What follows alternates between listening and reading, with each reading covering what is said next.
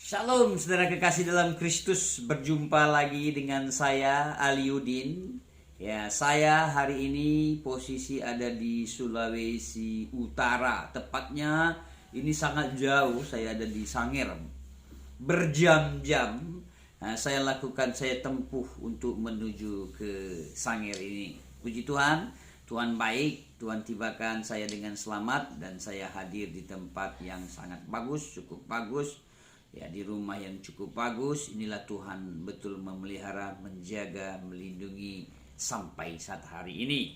Hari ini saya akan membagikan pesan firman Tuhan singkat kepada Bapak Ibu yang kasih dalam Kristus, yang sudah tidak asing lagi, yang terdapat dalam Injil Yohanes pasalnya yang ketiga ayat yang ke-16. Saya akan bacakan kepada Bapak Ibu yang kekasih. Di ayat ini saya akan membagikan kepada Bapak Ibu yang kekasih. Ya, saya akan bacakan ayatnya yang ke-16. Dikatakan, karena begitu besar kasih Allah akan dunia ini, sehingga ia telah mengaruniakan anaknya yang tunggal, supaya setiap orang yang percaya kepadanya tidak binasa, melainkan beroleh hidup yang kekal. Ayat ini dengan jelas mengatakan, karena begitu besar kasih Allah akan dunia ini. Bapak Ibu yang dikasih dalam Kristus, kita bagian dari dunia ya. Kita yang hadir di dunia ini, kita juga bagian dari dunia ini. Karena begitu besar kasih Allah itu.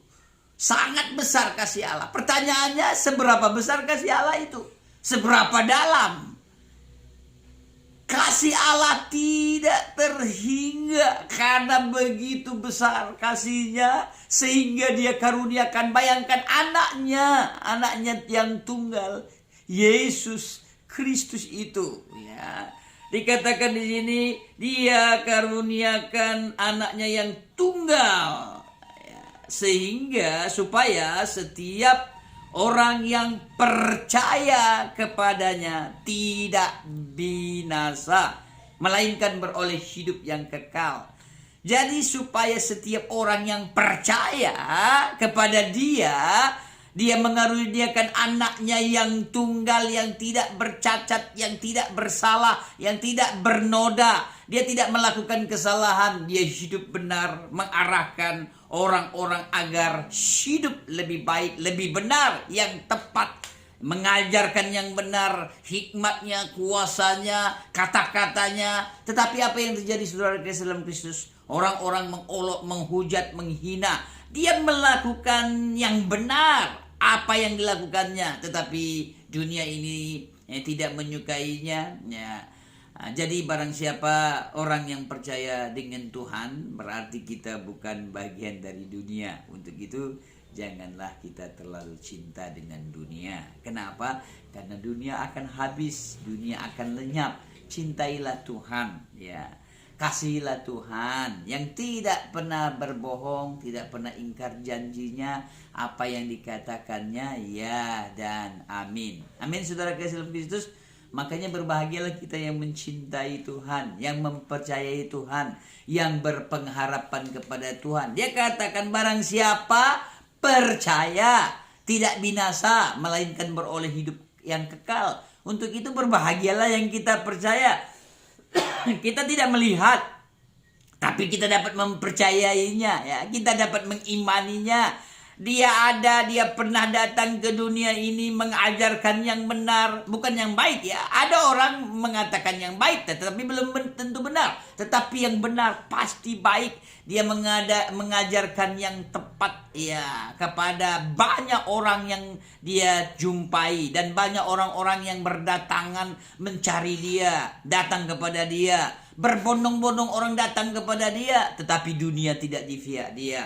Sehingga dunia membencinya, dunia mengolok, dunia menghujat. Itulah bagian dari dunia, kemarahan, ya, kebencian. Itu sifat-sifat dunia. Jadi saya sangat berharap siapapun Anda yang mendengar suara saya ini, tidak ada simpan kebencian dalam hidupmu, kemarahan, kejengkelan, persungutan. Itulah dunia ini ya. Dunia tidak di pihak kita. Barang siapa ikut Tuhan pasti menyangkal diri, pikul salib ya, mengalami tantangan seperti Yesus alami. Tetapi firman ayat yang lain mengatakan seorang murid tidak lebih daripada gurunya, ya. Yesus sudah mengalami penderitaan aniaya yang sangat luar biasa.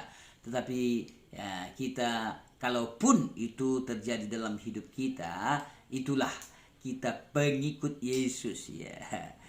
Pengikut Tuhan harus menyangkal dirinya, memikul salibnya, rela meninggalkan sanak famili keluarga, baik bapak, ibu, saudara laki-laki, saudara perempuan, anak laki-laki, anak perempuan yang tidak sama, yang tidak seiman, yang tidak mempercayai Tuhan itu. Tentunya seperti yang saya alami, keluarga menghujat, keluarga menghina. Tetapi apakah menciutkan semangat saya untuk percaya, untuk mengimani Yesus dalam hidup saya? Tidak. Dia pernah ada datang ke dunia ini. Dia mencontohkan teladan hidup. Kata-katanya penuh hikmat. Dan kata-katanya kita dapat dengar lewat Alkitab ini. Lewat pembacaan hari-hari kita membaca Alkitab. Inilah kata-kata Yesus itu. Masih ada. Kita dapat melihat di dunia ini dengan firman yang sangat luar biasa di dalam Alkitab ini. Kita percaya dia mati, ya, dia darahnya tercurah untuk menebus dosa kita. Betul-betul dia disiksa, dia dianiaya, dia dirajam, bahkan betul-betul dia disalib. Darahnya itulah yang menebus dosa-dosa kita manusia. Mustahil kita dapat ditebus dengan korban-korban apapun, baik binatang-binatang apapun. Hanya darah Yesus yang tidak bercacat, yang tidak bersalah, yang tidak melakukan kejahatan itu sedikit pun. Dan dia mati, dia mati di kayu salib untuk menebus kita manusia yang berdosa. Yang kita sebenarnya yang menjadi kutuk, tetapi lihat dia menjadi kutuk buat kita karena kesalahan kita, karena dosa kita. Ya, barang siapa percaya tidak binasa, melainkan beroleh hidup yang kekal. Berbahagialah Bapak Ibu, saudara kekasih dimanapun Anda berada yang percaya Yesus mati di kayu salib dan dia bangkit naik ke surga, duduk di tahta Allah Bapa, menyediakan tempat dan menurunkan rohnya yang kudus. Bayangkan rohnya yang kudus diturunkan berlipat kali ganda yang sangat luar biasa. Makanya banyak sekali orang-orang yang datang percaya kepada Kristus Yesus Tuhan itu lewat kekuatan rohnya yang kudus. Saya aja banyak didatangi dengan rekan-rekan, sahabat-sahabat, saudara-saudara yang percaya dengan Yesus dengan pengalaman-pengalaman yang berbeda-beda, ya. Tetapi luar biasa, itulah kekuatan Roh Kudus menjamah begitu banyak orang. Orang Aceh banyak percaya dengan Tuhan, orang Madura, ya, orang Bandung, bahkan suku-suku lain, orang-orang Bugis di seluruh Indonesia mereka percaya dengan Tuhan. Saya pernah ketemu dengan orang Iran, orang Irak di Indonesia datang, dan saya ketemu dengan mereka dengan bahasa gaya budaya mereka, untuk mereka sedikit-sedikit mengerti juga bahasa Inggris. Bayangkan orang Iran datang kepada Tuhan, bahkan orang Arab begitu banyak datang kepada Tuhan. Ini menunjukkan Tuhan mencurahkan rohnya yang kudus berlipat-lipat kali ganda. Banyak teman-teman, rekan-rekan saya dengar lagi, belum lagi di YouTube, ibu-ibu, anak-anak gadis, orang-orang muda, orang-orang tua, kiai, haji, minta maaf, haji datang kepada Tuhan. Mereka haji, mereka taat, imam-imam, guru-guru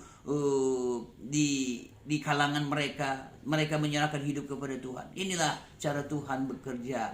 Berbahagialah sekali lagi barang siapa yang percaya, dia tidak binasa melainkan beroleh hidup kekal. Dia berkemenangan, dia senang, dia bersukacita. Dalam Efesus, kedatangan Yesus, kehadiran Yesus itu membawa damai. Dalam Efesus pasal yang kedua, dikatakan begini, ayat yang ke-15, sebab dengan matinya sebagai manusia ia telah membatalkan hukum Taurat dengan segala perintah dan ketentuannya, untuk menciptakan keduanya menjadi satu manusia baru di dalam dirinya, dan dengan itu mengadakan damai sejahtera. Bayangkan mengadakan damai sejahtera dan untuk memperdamaikan keduanya di dalam satu tubuh dengan Allah oleh salib, dengan melenyapkan perseteruan pada salib itu. Dia menyatukan, dia membawa damai. Makanya begitu banyak sekali sekarang orang-orang yang percaya dengan Yesus, mereka sangat senang, mereka bersuka cita. Itulah damai yang diberikan oleh Tuhan. Tidak hanya damai yang diberikan, dia buka jalan betul-betul. Ayat Ibrani pasal yang ke-10, saya akan bukakan lagi kepada Bapak Ibu. Saya akan bacakan ayat yang ke-19 dan 20. Jadi saudara-saudara, oleh darah Yesus, kita sekarang penuh keberanian dapat masuk ke dalam tempat kudus. Lihat, dikatakan oleh darah Yesus, kita penuh keberanian dapat masuk ke tempat kudus. Karena ayat 20, ia telah membuka jalan yang baru dan yang hidup bagi kita melalui tabir dirinya sendiri. Bayangkan, dia membuka jalan yang dulunya susah, sulit orang berkomunikasi dengan Tuhan. Di zaman nabi-nabi, Tuhan berbicara kepada nabi-nabi, hai Musa, hai Nuh, hai Abraham. Begitu sulitnya. Ya, zaman raja-raja Tuhan itu berbicara kepada imam-imam besar. Kalau imam itu berdosa, dia mati. Ya. Jadi ada imam khusus yang berbicara kepada Tuhan, baru disampaikan kepada umat-umat Tuhan. Tetapi kematian Kristus, dia membuka jalan yang baru. Kita dapat konik langsung kepada Tuhan. Bahkan luar biasa, tirai bait Allah terbelah menjadi dua. Yang tadinya dimasuki oleh imam-imam, tetapi sekarang kita dapat komunikasi langsung. Inilah dia buka jalan yang baru buat kita untuk menuju kepada Tuhan Allah yang sangat luar biasa. Saya akan bacakan ayat yang terakhir di dalam Ibrani pasalnya yang ke-7, ayatnya yang ke-22. Demikian pula Yesus adalah jaminan dari suatu perjanjian yang lebih kuat. Dikatakan dia di sini jaminan. Dia yang menjamin hidup kita. Bayangkan kalau kita dijamin oleh bupati, gubernur, menteri, presiden, sudah senang sekali. Ada orang yang menjamin kita. Tetapi luar biasa, Yesus, Tuhan, jaminan. Dia yang menaungi kita. Dia yang bertakhta. Dia yang menjadi raja. Bayangkan dia raja kita. Dia memperhatikan kita karena dia raja, dia berdaulat dalam kehidupan kita. Ya, dia berjanji, tidak pernah ingkar janjinya. Janjinya ya dan amin. Bayangkan dia jaminan, dia yang menjamin.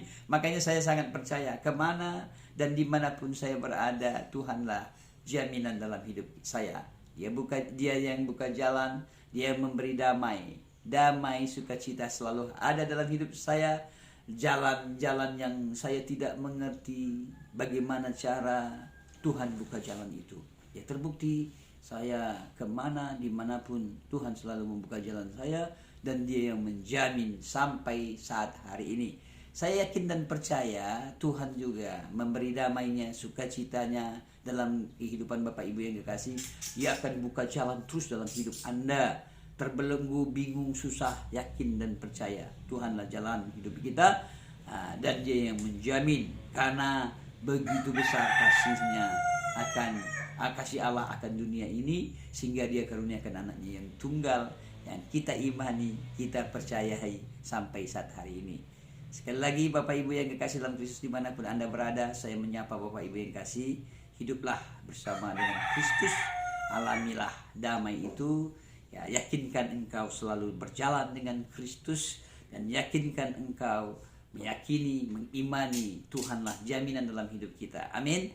Mari kita berdoa. Bapa di surga, dalam nama Yesus, kami berdoa pada saat hari ini dimanapun saudara kekasih berada, yang susah kau hibur, yang putus asa kau buka jalan, yang gundah gulana engkau jawaban, yang sakit engkau sembuhkan. Kami mengimani, kami mempercayai, karena begitu besar kasih-Mu buat kami, sehingga kau rela diri-Mu mati di kayu salib. Yang kami imani, kami percayai, engkaulah Tuhan kekuatan dalam hidup kami, engkaulah segala-galanya dalam hidup kami. Berkati dimanapun saudara kekasih hari ini berada, yang betul-betul dalam pergumulan, dalam persoalan. Jawablah Engkau jawaban dalam kehidupan mereka. Engkau meneguhkan iman percaya mereka untuk mereka terus dapat bersandar dan mereka terbuka jalan dan mereka dijamin oleh Engkau Tuhan. Mereka dapat menikmati Engkau, mereka dapat bersama-sama terus dengan Engkau Tuhan. Kami tahu denyut nafas hidup kami ada di dalam tangan Engkau. Kami terus bersandar, kami terus berharap kepada Engkau Tuhan yang tidak pernah ingkar dengan janji-Mu. Terima kasih ya Bapa, di dalam nama anak-Mu Yesus Kristus kami berdoa dan mengucap syukur. Haleluya, haleluya, amin. Ya, terima kasih Bapak Ibu, Tuhan Yesus memberkati.